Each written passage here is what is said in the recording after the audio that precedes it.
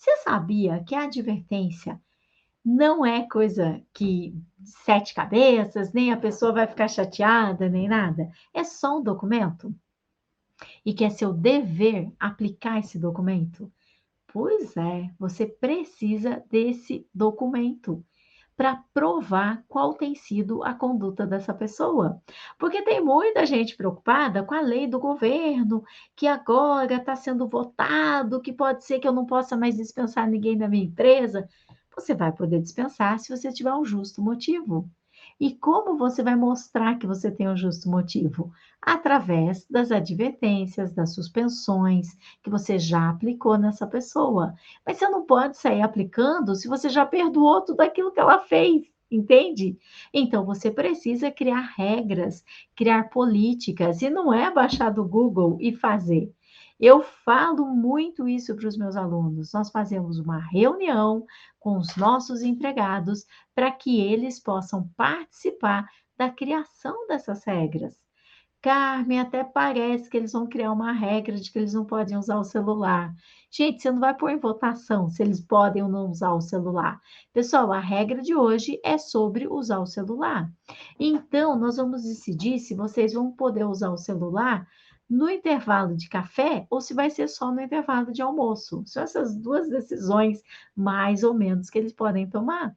E você sempre vai começar com uma ótima justificativa, né? Uma ótima justificativa. E se eu crio uma política na minha empresa, eu apresento uma política na minha empresa e ele não quer assinar, ele vai receber uma advertência, porque ele participou de uma reunião, ele recebeu uma informação, ele está ciente daquela informação e ele não quis assinar documentando. Eu vou chamar duas testemunhas que vão assinar essa advertência por ele.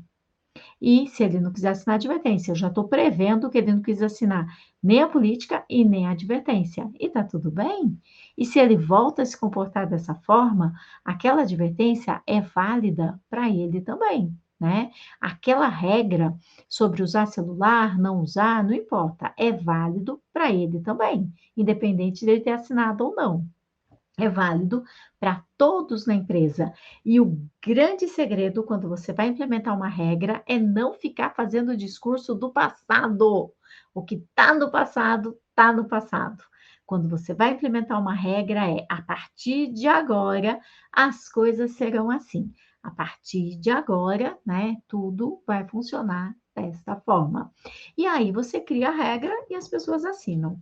E aí, de repente, as pessoas começam lá a repetir o comportamento, fazer errado de novo. Você não vai ficar aplicando advertência pelo mesmo motivo. Você não vai juntar uma pilha de advertência porque ele chegou atrasado. Isso realmente pode vir a ser considerado na tua empresa como perseguição. Não faça isso. Tem o jeito certo, tem o jeito certo. O jeito certo é que quando ele está repetindo o mesmo erro, a advertência seja aplicada por ele estar repetindo o mesmo erro. Então, você escreve: Fulano de Tal não se corrige, visto que foi advertido no dia tal, foi advertido no dia tal. E aí, você tem aí uma prova de que ele não se corrige. Se a coisa fica mais grave, ele continua com esses comportamentos, sabe o que está acontecendo na tua empresa? Ele está confrontando o teu poder de dirigir a empresa. E isto é mais grave ainda, gente. Isso é mais grave ainda. Isso sim pode dar uma justa causa. Carmen, falta não dá justa causa? Não, falta não dá justa causa, gente. Entende? Porque o juiz acha que faltar é normal, que faltar faz parte. Mas confrontar o teu poder de dirigir a empresa, isso faz diferença.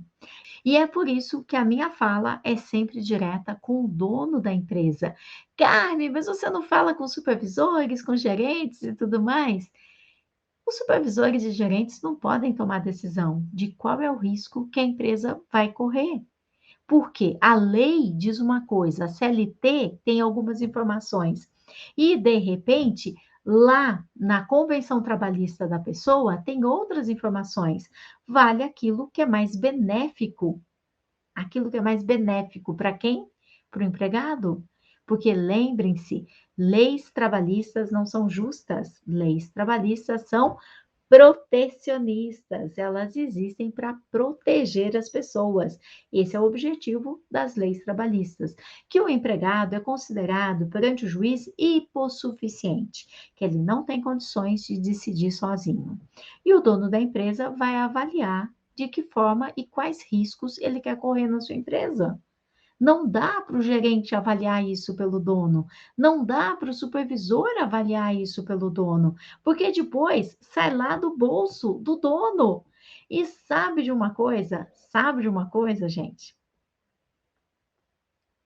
Dívidas trabalhistas não caducam nem mesmo com a morte do dono. Se o dono vem a falecer, quando vai ser feito lá a herança, a divisão da herança, né? Então vem primeiro o leão e pega toda a parte dos impostos que não foram pagos da empresa. E depois vem o juiz trabalhista e ele pega o restante das coisas.